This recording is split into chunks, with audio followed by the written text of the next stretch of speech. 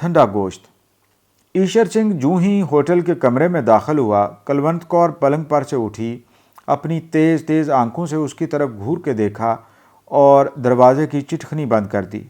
रात के 12 बज चुके थे। शहर का मज़ाफ़ात एक अजीब पुरअसरार खामोशी में गरक था। कुलवंत कौर पलंग पर आलती पालती मारकर बैठ गई।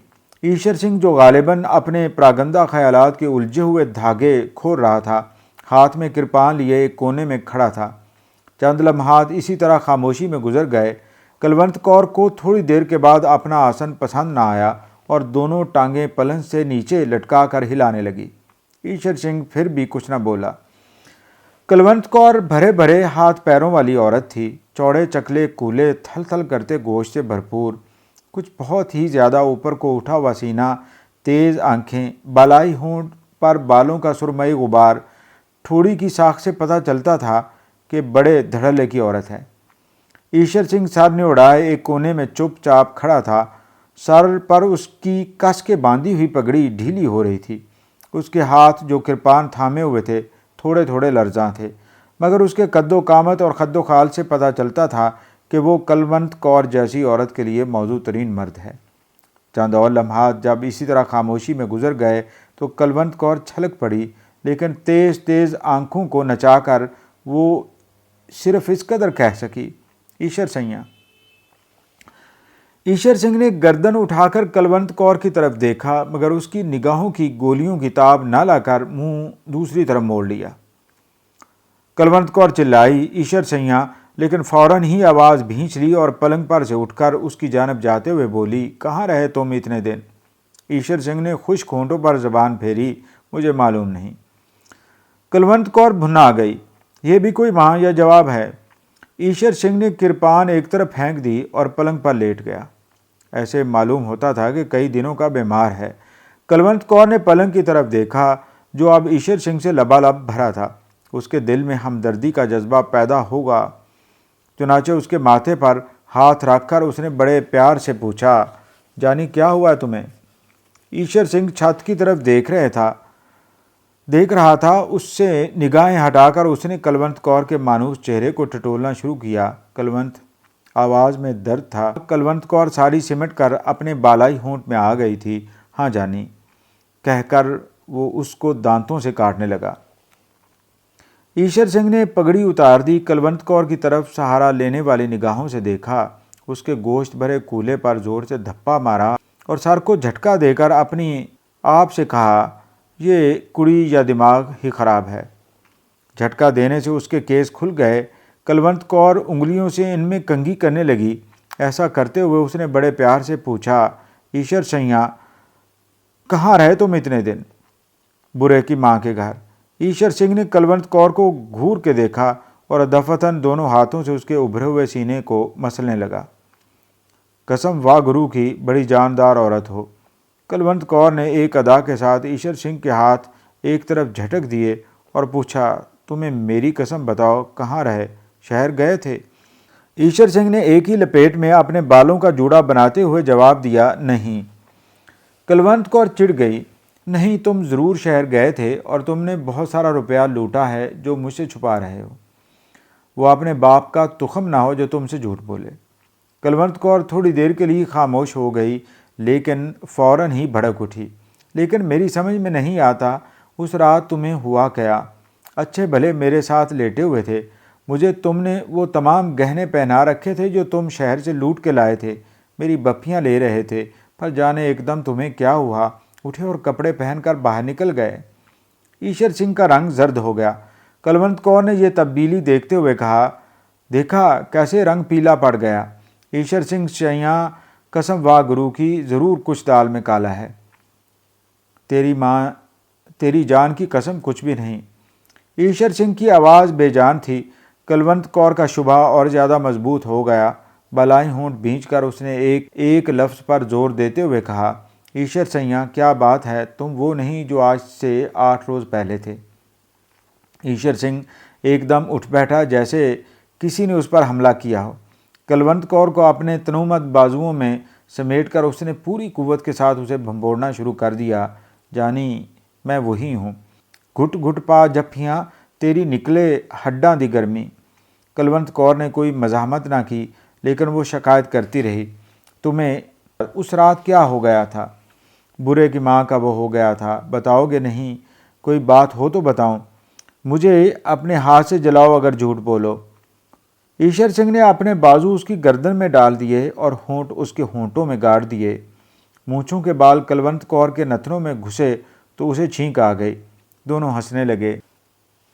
ईश्वर सिंह ने अपनी सदरी उतार दी और कुलवंत कौर को शहवत भरी नज़रों से देखकर कहा, आ जाओ एक बाजी ताश की हो जाए। कुलवंत कौर के बालाई होंठ पर पसीने की नन्ही नन्ही बूंदें फूट आईं। एक अदा के साथ उसने अपनी आंखों की पुतलियां घुमाईं और कहा, चल दफान हो। ईश्वर सिंह ने उसके भरे हुए कूल्हे पर जोर से चुटकी भरी। कुलवंत कौर तड़प कर एक तरफ हट गई। ना कर ईश्वर सिंह, मेरे दर्द हुआ है। ईश्वर सिंह ने आगे बढ़कर कुलवंत कौर का बालाई होंठ अपने दांतों तले दबा लिया और किचकिचाने लगा। कुलवंत कौर बिल्कुल पिघल गई। ईश्वर सिंह ने अपना कुर्ता उतार के फेंक दिया और कहा, लो फिर हो जाए तुरुक चाल। कुलवंत कौर का बालाई होंठ कंपाने लगा। ईश्वर सिंह ने दोनों हाथों से कुलवंत कौर की कमीज़ का घेरा पकड़ा और जिस तरह बकरे की खाल उतारते हैं उसी तरह उसको उतार कर एक तरफ रख दिया। फिर उसने घूर के उसके नंगे बदन को देखा और ज़ोर से उसके बाजू पर चुटकी भरते हुए कहा, कुलवंत, कसम वाह गुरु की, बड़ी करारी औरत है तू। कुलवंत कौर अपने बाजू पर उभरते हुए लाल धब्बे देखने लगी। बड़ा जालिम है तू ईश्वर सिंह। ईश्वर सिंह अपनी घनी काली मूँछों में मुस्कुराया, होने दे आज जुल्म, और ये कहकर उसने मज़ीद जुल्म ढाने शुरू किए। कुलवंत कौर का बालाई होंठ दांतों तले किचकिचाया, कान की लुओं को काटा, उभरे हुए सीने को भंभोड़ा, भर भर के बोसे लिए, चूस चूस कर उसका सारा सीना थूकों से लथेड़ दिया। कुलवंत कौर तेज़ आंच पर चढ़ी हुई हांडी की तरह उबलने लगी, लेकिन ईश्वर सिंह इन तमाम हीलों के बावजूद खुद में हरारत पैदा न कर सका। जितने गुर और जितने दाव उसे याद थे, सब के सब उसने पिट जाने वाले पहलवान की तरह इस्तेमाल किए, पर कोई कारगर न हुआ। कुलवंत कौर ने, जिसके बदन के सारे तार तन कर खुद ब खुद बज रहे थे, गैर ज़रूरी छेड़छाड़ से तंग आकर कहा, ईश्वर सिंह, काफ़ी फेंट चुके, अब पत्ता फेंक। ये सुनते ईश्वर सिंह के हाथ से जैसे ताश की सारी गड्डी नीचे फिसल गई। हाँफता हुआ वो कुलवंत कौर के पहलू में लेट गया और उसके माथे पर सर्द पसीने के लेप होने लगे। कुलवंत कौर ने उसे गरमाने की बहुत कोशिश की, मगर नाकाम रही। अब तक सब कुछ मुंह से कहे बगैर होता रहा था, लेकिन जब कुलवंत कौर के मुंतज़िर बामल एज़ा को सख्त नाउमीदी हुई थी तो वो झल्लाकर पलंग से नीचे उतर गई। सामने खूंटी पर चादर पड़ी थी, उसको उतारकर उसने जल्दी जल्दी ओढ़कर और नथने फुलाकर बिफरे हुए लहजे में कहा, ईश्वर सिंह, वो कौन हरामजादी है जिसके पास तू इतने दिन रहकर आया है और जिसने तुझे निचोड़ डाला है? ईश्वर सिंह पलंग पर लेटा हाँफता रहा और उसने कोई जवाब न दिया। कुलवंत कौर गुस्से से उबलने लगी। मैं पूछती हूँ, कौन है वो चड्डो? कौन है वो इलिफ्ती? कौन है वो चोर पिता? ईश्वर सिंह ने थके हुए लहजे में जवाब दिया, कोई भी नहीं कुलवंत, कोई भी नहीं। कुलवंत कौर ने अपने भरे हुए कूल्हे पर हाथ रखकर एक अज़्म के साथ कहा, ईश्वर सिंह, मैं आज झूठ सच जान के रहूँगी। खा वाह गुरुजी की कसम, क्या इसकी तह में कोई औरत नहीं? ईश्वर सिंह ने कुछ कहना चाहा, मगर कुलवंत कौर ने उसकी इजाज़त न दी। कसम खाने से पहले सोच ले कि मैं भी सरदार निहाल सिंह की बेटी हूँ। तिक्का बोटी कर दूंगी अगर तूने झूठ बोला। ले अब खा वाह गुरुजी की कसम, क्या इसकी तह में कोई औरत नहीं? ईश्वर सिंह ने बड़े दुख के साथ इस बात में सर हिलाया। कुलवंत कौर बिल्कुल दीवानी हो गई। लपक कर कोने में से किरपान उठाई, मयान को केले के छिलके की तरह उतार कर एक तरफ फेंका और ईश्वर सिंह पर वार कर दिया। आन की आन में लहू के फवारे छूट पड़े। कुलवंत कौर की इससे भी तसल्ली ना हुई तो उसने वहशी बिल्लियों की तरह ईश्वर सिंह के केस नोचने शुरू कर दिए। साथ ही साथ वो अपनी नामालूम सौत को मोटी मोटी गालियां देती रही। ईश्वर सिंह ने थोड़ी देर के बाद नकाहत भरी इल्तिजा की, जाने दे अब कलवंत, जाने दे। आवाज़ में बला का दर्द था। कलवंत कौर पीछे हट गई। खून ईशर सिंह के गले से उड़ कर उसकी मूंछों पर गिर रहा था। उसने अपने लर्जा होंठ खोले और कलवंत कौर की तरफ शुक्रिया और गिले की मिली जुली निगाहों से देखा।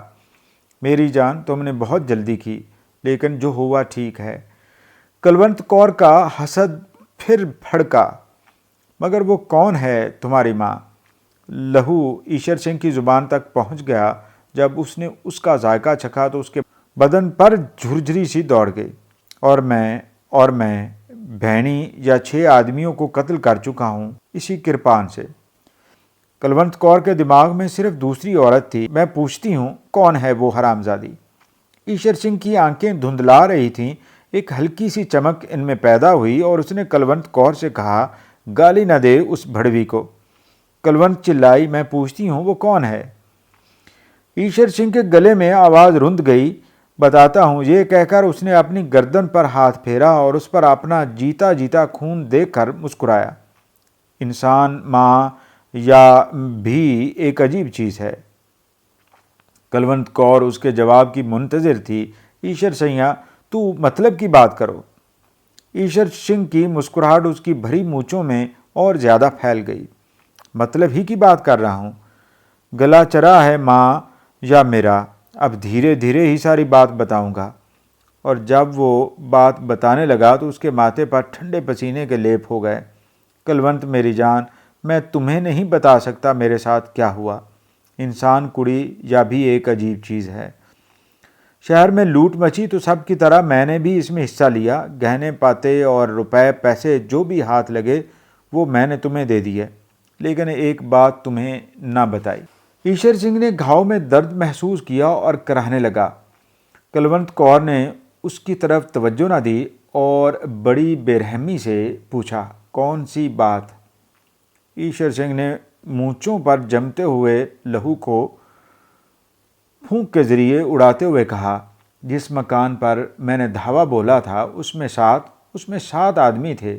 6 मैंने कत्ल कर दिए इसी कृपान से जिससे तूने मुझे। छोड़ इसे, सुन। एक लड़की थी बहुत ही सुंदर, उसको उठाकर मैं अपने साथ ले आया। कलवंत कौर खामोश सुनती रही। ईशर सिंह ने एक बार फिर फूंक मार के मूंछों पर से लहू उड़ाया। कलवंत जानी, मैं तुमसे क्या कहूँ, कितनी सुंदर थी। मैं उसे भी मार डालता, पर मैंने कहा नहीं। ईशर सैया, कलवंत कौर के तू हर रोज़ मज़े लेता है, ये मेवा भी चख के देख। कलवंत कौर ने सिर्फ इस कदर कहा, और मैं उसे कंधे पर डालकर चल दिया। रास्ते में क्या कह रहा था मैं? हाँ, रास्ते में नहर की पटरी के पास थूर की झाड़ियों तले मैंने उसे लिटा दिया। पहले सोचा कि फेंटूं, लेकिन फिर ख्याल आया कि नहीं। ये कहते कहते ईशर सिंह की ज़ुबान सूख गई। कलवंत कौर थूक निगल कर अपना हलक तार किया और पूछा, फिर क्या हुआ? ईशर सिंह के हलक से बमुश्किल ये अल्फाज निकले, मैंने पत्ता फेंका, लेकिन उसकी आवाज़ डूब गई। कलवंत कौर ने उसे झिंझोड़ा, फिर क्या हुआ? ईशर सिंह ने अपनी बंद होती हुई आंखें खोलीं और कलवंत कौर के जिस्म की तरफ देखा, जिसकी बोटी बोटी थरक रही थी। वो मरी हुई थी, लाश थी, बिल्कुल ठंडा गोश्त। जानी, मुझे अपना हाथ दे। कलवंत कौर ने अपना हाथ ईशर सिंह के हाथ पर रखा, जो बर्फ़ से भी ज़्यादा ठंडा था।